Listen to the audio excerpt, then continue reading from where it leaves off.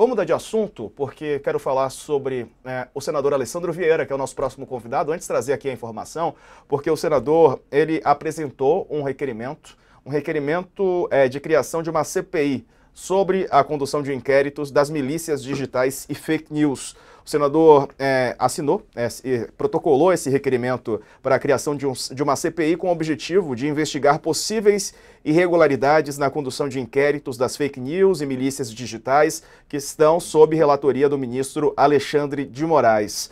Bom, a proposta da CPI, segundo o senador, é apurar a falta de transparência, violação ao sistema acusatório, prorrogações indevidas e outras irregularidades nos processos de investigação. O senador Alessandro Vieira está conosco para trazer mais informações. Bom, senador, qual é a expectativa do senhor em relação a essa eventual CPI? Não é? Conta mais dos seus objetivos, por favor. Boa noite. Boa noite. O objetivo é muito simples, é trazer transparência para esses fatos que são tão debatidos e tão pouco conhecidos. O que eu deixei registrado no próprio requerimento da CPI é que a gente não pode ficar preso eternamente numa batalha de narrativas. De um lado, eu tenho uma narrativa que parte lá do Supremo Tribunal Federal, de uma trama golpista permanente e que exige um instrumento jurídico absolutamente inusitado, que são esses inquéritos sob comando do ministro Alexandre de Moraes e que já duram mais de 5 anos. E do outro lado, uma narrativa que diz que nenhum fato ou qualquer decisão judicial deve ser tomada como abusiva, como persecutória, enfim.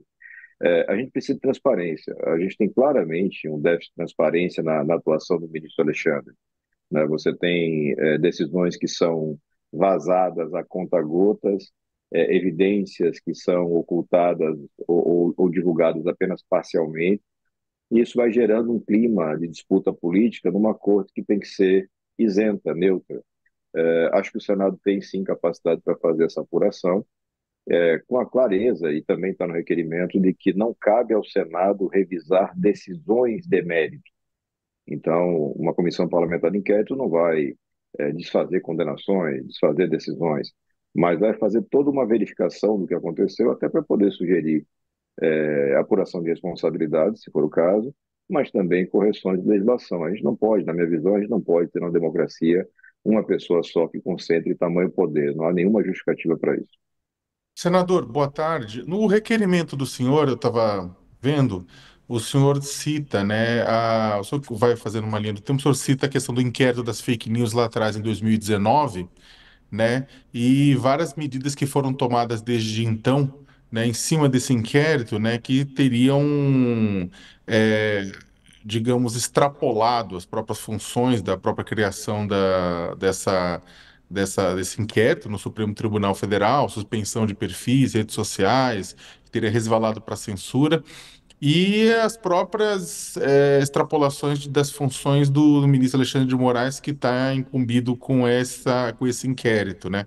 Como é que o senhor avalia o inquérito das fake news? O senhor é um dos que avaliam que ele é chamado corretamente de inquérito do fim do mundo, né? Exatamente por conta da sua abrangência e da sua longevidade? Você tem problemas sérios nesse inquérito, Sacamor. E eu aponto isso desde abril de 2019. Ele nasce de uma forma absolutamente equivocada. Ele tem um pedido da Procuradora-Geral da República da época, Raquel Dodge, pelo arquivamento, e ele é negado. E a justificativa, a pretensa justificativa é de que, olha, nós temos uma situação absolutamente inusitada, de uma PGR que está trabalhando pouco, uma Polícia Federal que estaria a serviço de um projeto político, e por conta disso precisamos de uma ferramenta extraordinária. Essa justificativa já é absolutamente inconstitucional e equivocada, porque se eu vou justificar o meu abuso porque ele se mostra necessário para evitar abuso de alguém, eu estou numa coisa absolutamente equivocada. E segundo, porque você tem o desdobrar do tempo. Se existia uma ameaça golpista e se era esta a razão de eu ter um inquérito com tanta concentração de poderes, tantas irregularidades formais, há 2 anos eu tenho Lula sentado na cadeira, no comando das Forças Armadas, um Congresso que em nenhum momento se posicionou favorável a qualquer tipo de golpe de Estado ou coisa parecida. Então, não persiste uma situação dessa monta que supostamente justificaria o inquérito abusivo. Repito, Essa justificativa não vale. Mas vamos para argumentar. Tudo bem, então valia naquele período, mas por que continua até agora? E quando instado publicamente com relação a quando vai cessar o inquérito, a resposta é: acaba quando termina.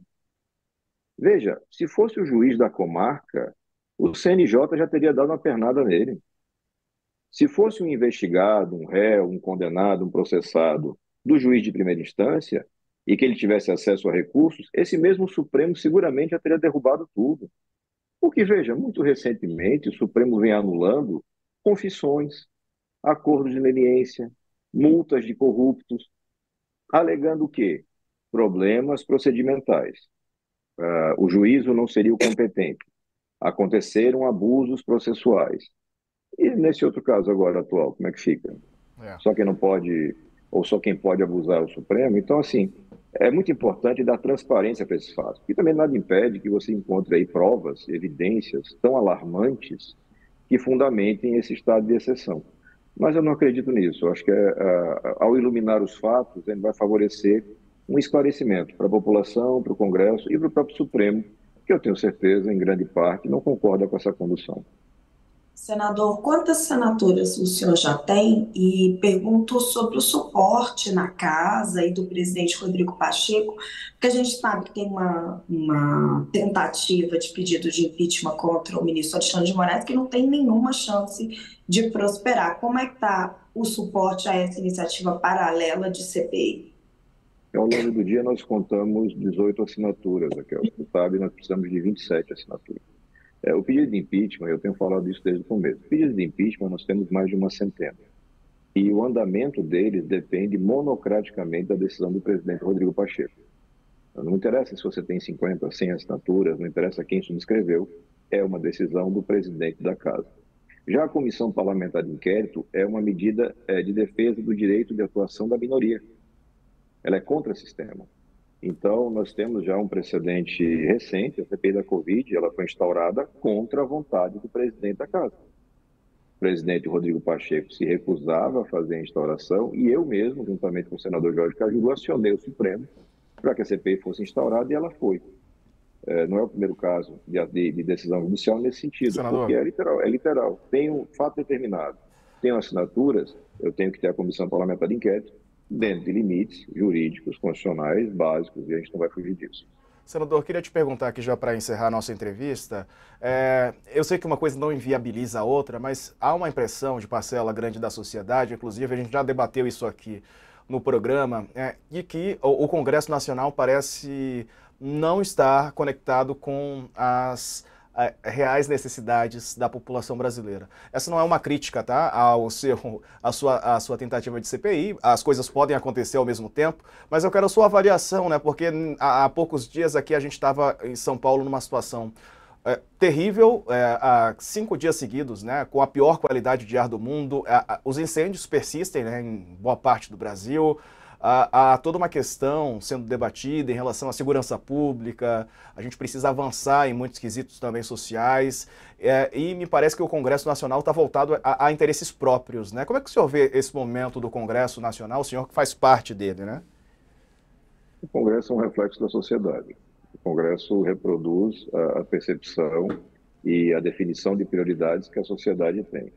E não há dúvida que a sociedade tem uma série de demandas relevantes. Se você me perguntar o que é mais importante agora no Brasil, sob o ponto de vista legislativo, eu diria que é concluir a reforma tributária, que está no meio do caminho, e nesse meio do caminho ela não ajuda ninguém.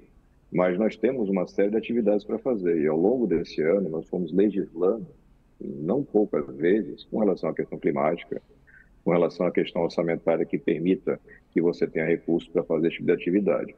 Mas, por outro lado, eu tenho uma situação jurídica grave que persiste há quase 6 anos. Essa situação vem se arrastando e fomentando uma batalha de narrativas políticas que vai trancando. Essa inércia, essa falta de transparência é o que gera a política da cadeirada. É o que dá gás para o político antissistema. É você perceber que os fatos vão se acumulando e vão se engavetando de acordo com o cliente, de acordo com o interessado. Então, me parece que nós temos sim capacidade no Congresso para fazer mais de uma coisa em paralelo. Uma comissão parlamentar de inquérito pode tramitar, e você tem hoje, se não me engano, 1 ou 2 em andamento, sem nenhum tipo de prejuízo para o andamento dos trabalhos. E é fato, e aí você tem razão, que existe uma deficiência muito grande de atendimento para a questão ambiental, mas essa deficiência não vem do Congresso, ela vem do Executivo. O Executivo tem retardado atividades, tem demonstrado pouco empenho, poucos resultados concretos e muito discurso. Não O Congresso tem atuado, nenhum então, tipo de senador, na sua solicitação. avaliação, o Congresso tem atuado nesse campo? Tem legislado suficientemente. Nós aprovamos muito recentemente uma legislação, inclusive relatoria minha, estabelecendo regras para planejamento ambiental de cada município. Eu não conheço, assim, rapidamente, num levantamento aqui de memória, algum pedido, seja de verba, de orçamento ou de apoio legislativo, para qualquer medida de combate a incêndios ou coisa parecida por parte do Congresso. Então, assim, entender bem o papel de cada um talvez seja uma das coisas que uma CPI como essa consiga fazer. Não é papel do judiciário resolver isso, não é papel do legislativo resolver isso, é papel do legislativo e do judiciário apoiar o executivo na resolução dos problemas. E se o executivo esbarra em alguma trava legislativa, ok, passa a bola para cá e a gente vai resolver essa trava. Existe uma questão de fundo judicial, de disputa de direitos, aí vai para o judiciário. Mas não existe nenhuma limitação para a atuação do governo Lula. Essa limitação se dá por ineficiência dos próprios atores do executivo. Então, acho que ajuda muito a sociedade brasileira a começar a esclarecer o papel de cada um, os limites de cada um e como todos os poderes em conjunto devem atuar de forma harmônica, respeitosa em benefício da sociedade.